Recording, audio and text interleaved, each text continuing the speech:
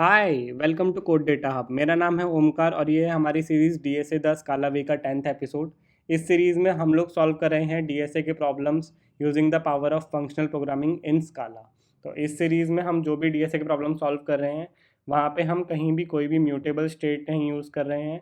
We are always using immutable data structures wherever required and we are not using any kind of loops. जहाँ पे भी loops की ज़रूरत होगी वहाँ पे हम रिकर्सिव फंक्शंस यूज़ करेंगे so that we can get a pure functional solution for given problem। तो आज के इस वीडियो में हम सॉल्व करेंगे लीड कोड का प्रॉब्लम मूव ज़ीरोज़। ये एक इजी डिफ़िकल्टी का प्रॉब्लम है। तो यहाँ पे प्रॉब्लम स्टेटमेंट देखते हैं। Given an integer array nums, move all zeros to the end of it while maintaining the relative order of the non-zero elements. Okay, note that you must do this in place without making a copy of the array.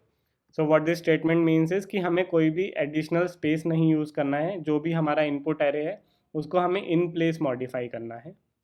That is one thing. And the actual problem what we have been asked here is, उसको example से समझते हैं। जैसे हमारे पास ये एक input array है 0 1 0 3 12। तो इसमें जितने भी ज़ीरोज़ हैं उनको हमें एरे के एंड पे मूव कर देना है और automatically when we do in place modification तो जो एलिमेंट्स हैं वो आगे आ जाएंगे नॉन ज़ीरो एलिमेंट्स, बट हमें उनका रिलेटिव ऑर्डर भी मेंटेन करना है। So if we ignore zeros here the order is 1 3 and 12। अब आप आउटपुट में देखो तो 1 3 12 and then remaining zeros. So this is what we have been asked here. तो हमें इसको सॉल्व करना है और as we discussed, since this is DSA the Scala way, we will not use loops, we will use only recursion to solve this problem. तो जब हमें सारे एलिमेंट्स को मॉडिफाई करना है इन प्लेस तो definitely we will need to traverse this array. और आप इस प्रॉब्लम को देखो तो you can intuitively think of one approach कि जो भी नॉन ज़ीरो एलिमेंट्स हैं उनको अगर हम फ्रंट में ले आएँ and then we can fill the remaining elements with zero. Okay, तो वो हम कैसे करेंगे? That we will do using two pointer approach. So what we will do is we will start from the first index. पहले index पे हमारे दो pointers होंगे and the first pointer will remain here and second pointer will traverse the remaining array. Okay, और वो उस array को traverse करेगा जब तक उसे नॉन ज़ीरो एलिमेंट नहीं मिल जाता। तो फर्स्ट पोजीशन पे दोनों को ज़ीरो पोजीशन पे हैं दोनों, और दोनों के पास एक ज़ीरो एलिमेंट है। So first pointer will remain here and second pointer will move on, और उसको यहाँ पे एक नॉन ज़ीरो एलिमेंट मिलेगा। तो वो क्या करेगा, हम फर्स्ट पॉइंटर के प्लेस पे ये वैल्यू पॉपुलेट कर देंगे और जो हमारा फर्स्ट पॉइंटर है उसको इंक्रीमेंट कर देंगे bye 1, and then second pointer will also move by 1 and it will search its a non-zero element in the remaining array। फिर यहाँ पे हमें 3 मिल जाएगा तो हम यहाँ पे 3 पॉपुलेट कर देंगे। Then first pointer will come here and second pointer will be here, और सेकंड पॉइंटर फिर यहाँ पे आएगा, इसको अगेन एक नॉन जीरो एलिमेंट मिल जाएगा तो हम यहाँ पे 12 पॉपुलेट कर देंगे। So this will be the position of first pointer and यहाँ पे सेकंड पॉइंटर की पोजिशन हो जाएगी we will reach till the end of the array. तो हमारा जो भी हम अगर लूप कर रहे हैं, हम रिकर्सिव फंक्शन यूज़ कर रहे हैं, this will be the exit condition. So this is part one of the solution. हम सारे नॉन जीरो एलिमेंट्स को स्टार्ट में ले आए। Now what we are left is with the remaining elements जहाँ पे हमें ज़ीरो पॉपुलेट करना है। So we will use another recursive function to populate zeros in the remaining position. So this is the approach. इसका code लिखते हैं। So once we will write the code you will have better understanding of this solution. तो सबसे पहले मैं एक function बना रहा हूँ जिसका नाम हम रखेंगे नॉन ज़ीरोज़, बिकॉज इस फंक्शन में हम क्या करेंगे, जो भी नॉन ज़ीरो एलिमेंट्स हैं उनको हम फ्रंट में मूव कर देंगे यूजिंग टू पॉइंटर अप्रोच। तो यहाँ पे इनपुट में हमें मिलेगा एक एरे जो कि हमारा इनपुट एरे है and we will have a index, this is first pointer and a nz index which is second pointer. So this will be the first pointer and this nz index second pointer will search for the non-zero elements in the array. Okay, और ये हम यहाँ पे return करेंगे int that I will tell हम क्या return करने वाले हैं। So base condition as we discussed, the exit condition will be जो हमारा index है जब हमारा end पे पहुँच जाएगा, sorry this is the second pointer. तो यहाँ पे इसको मैं मूव कर देता हूँ। Anyways it doesn't matter but just for understanding in readability यहाँ पे मैं कर देता हूँ। So we will return nz index, और वो अभी मैं बताता हूँ हम क्यों रिटर्न करेंगे nz इंडेक्स। तो हमने टू पॉइंटर अप्रोच का क्या डिस्कस किया था, वी विल सी कि जो हमारा इंडेक्स पे जो हमारा सेकेंड पॉइंटर है उसको एक नॉन ज़ीरो एलिमेंट मिला है या नहीं। सो अगर इंडेक्स पोजीशन पे हमारे पास नॉन ज़ीरो एलिमेंट है व्हाट वी विल डू, जो नॉन ज़ीरो इंडेक्स वाला हमारा फर्स्ट पॉइंटर है वहाँ पे हम उस वैल्यू को पॉपुलेट कर देंगे,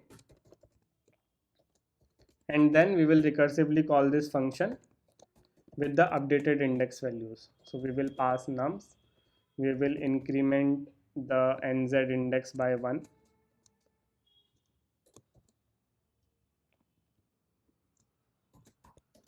and we will increment the index by 1. Okay, तो इस केस में जैसे हमने डिस्कस किया था, जब हमें नॉन ज़ीरो एलिमेंट मिलेगा तो हम nz इंडेक्स पे वो वैल्यू पॉपुलेट कर देंगे और दोनों ही इंडेक्स को 1 से इंक्रीमेंट कर देंगे. That is one thing. और अगर हमें ज़ीरो एलिमेंट मिलता रहता है हमारे इंडेक्स पे जो ट्रैवर्स कर रहे हैं हम एरे को, तो what we will do, we will simply move on to the next position. तो उसके लिए हम क्या करेंगे, nz index will remain the same और हमारा जो मूविंग इंडेक्स है सेकंड पॉइंटर वो मूव कर जाएगा बाय 1 पोजीशन. So this will give us a modified array. अभी मैं इसको एक्चुअली एग्जीक्यूट करके आपको दिखा देता हूँ what we are getting. So what we can do here is let's save this value in nz index only. So we will call non-zeros function from our main function, 0 and 0. So both the pointer will start from 0 और यहाँ पे मैं nums return कर देता हूँ. So this is not the final solution, but अभी इसको execute करके देखते हैं what we are getting here.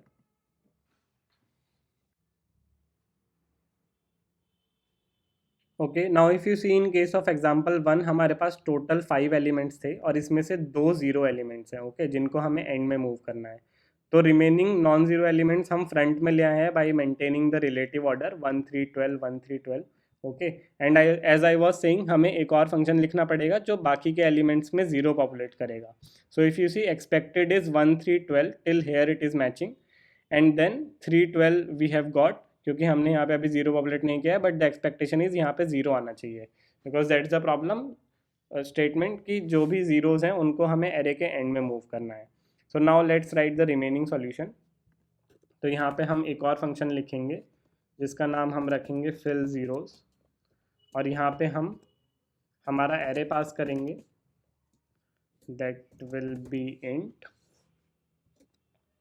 And we will pass the index that will also be of type int.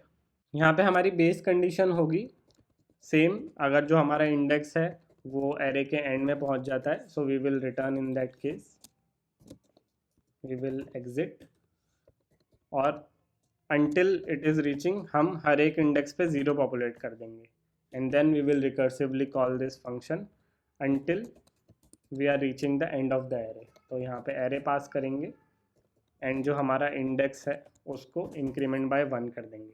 So now the question here is कि हमें कौन सा index यहाँ पे पास करना है. हमें पास करना है nz index. Why? Because nz index is, क्या है nz index? nz index is this, हमारे आउटपुट में ये इंडेक्स है. अभी जो हमारा nz इंडेक्स की वैल्यू है वो ये है. तो यहाँ से जितने भी एलिमेंट बचे हैं एरे में उन सबको हमें ज़ीरो पॉपुलेट करना है. So that's why we will pass this value. तो यहाँ पे let's call fill zeros in our main function. We will pass nums and we will pass nz index. That's why जो हमारा नॉन ज़ीरो इंडेक्स है यहाँ पे हमने इसको रिटर्न किया था नॉन ज़ीरोज़ वाले फंक्शन में, और इस वैल्यू को यहाँ पे स्टोर भी किया था. तो अभी इसको एग्जीक्यूट करके देखते हैं.